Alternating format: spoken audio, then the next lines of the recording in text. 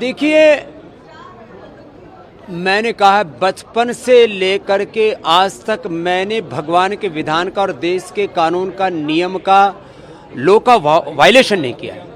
और जब मैं अपना काम ठीक कर रहा हूं तो मुझ पर झूठे आरोप क्यों लगाते हैं लोग। मैं सुबह 4 बजे से लेकर के रात को 10 बजे तक भारत माता की सेवा करता हूं। भारत माता को अपने आराध्य मानता हूं।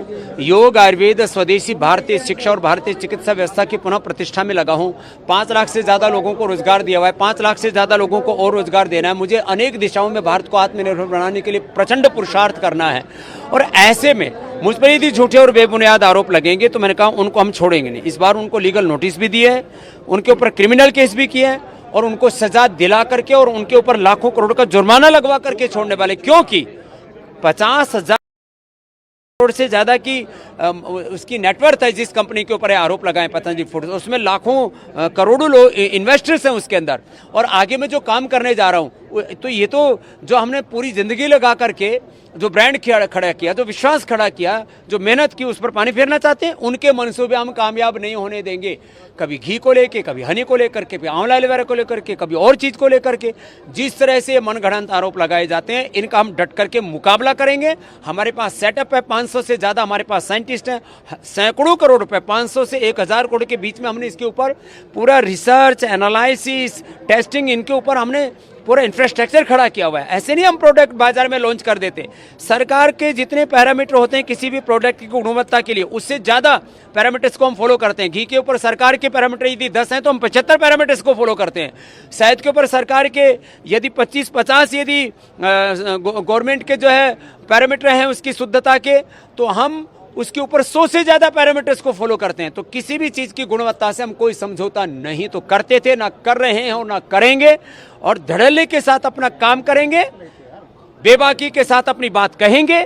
और इस भारत को परम वैभवशाली बनाने के लिए जो हमने बेड़ा उठाया हुआ है, योग का, आयुर्वेद का, स्वदेशी का, भारतीय शिक्षा और भारतीय चिकित्सा व्यवस्था की पुनः प्रतिष्ठा का, सभी दिशाओं से इसमें हम प्रचंड पुरुषार्थ करेंगे। बाबा जी, 2 प्लान आपने कंपनी के बताए। एक तो लंपी वायरस के लिए आपकी कंपनी काम कर रही है, पतंजलि काम कर रही है। दूसरा आईपीओ लॉन्च करने की बात है। इन दोनों के बारे में बताएं। देखिए, लंपी वायरस का मैंने देखा है, इससे लाखों गोधन बर्बाद हुआ। पाकिस्तान की ओर से वायरस आया, इसके ऊपर जांच होनी चाहिए। सरकारों को भी इस दिशा में और प्रयत्न करना चाहिए। और गिलोय, तुलसी, नीम जैसी जो साधारण चीजें देखने में लगती हैं, इनको गायों को खिलाना चाहिए।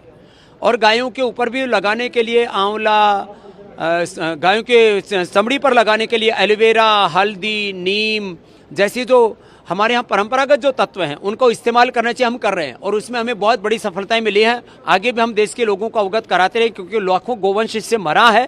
और कुछ लोग गाय को भी बदनाम करने के लिए इस वायरस को बहुत ज़्यादा और फैला रहे हैं।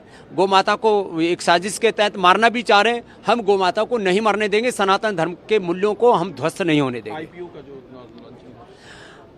हाँ, पतंजलि फूड्स के बाद हम बहुत जल्दी ही पतंजलि आयुर्वेद का, पतंजलि वेलनेस का, पतंजलि मेडिसिन का और पतंजलि लाइफस्टाइल, ये 4 आईपीओ, पहले तो एफपीओ लेके आए थे हम, क्योंकि पहले से लिस्टेड कंपनी थी।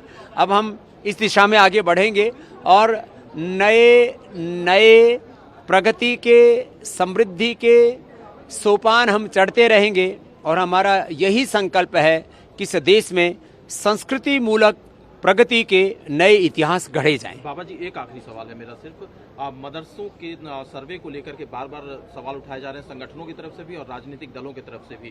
क्या कहना है आपका इस बारे में?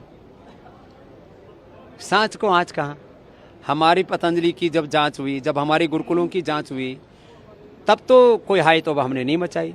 तो मैं कहता हूँ, चाहे मदरसे हों, चाहे गुरुकुल हों, चाहे कोई ये जो हमारे ईसाई मिशनरियों के द्वारा चलाए जाने वाले हॉस्पिटल्स हों, स्कूल कॉलेज हों, सबकी जांच होनी चाहिए ना। उनकी फंडिंग कहाँ से आ रही है, इरादा क्या है।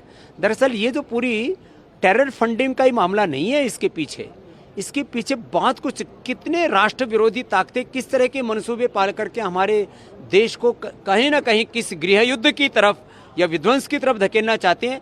यदि कहीं किसी के तार जुड़े हैं तो उसका उपचार तो होना ही चाहिए।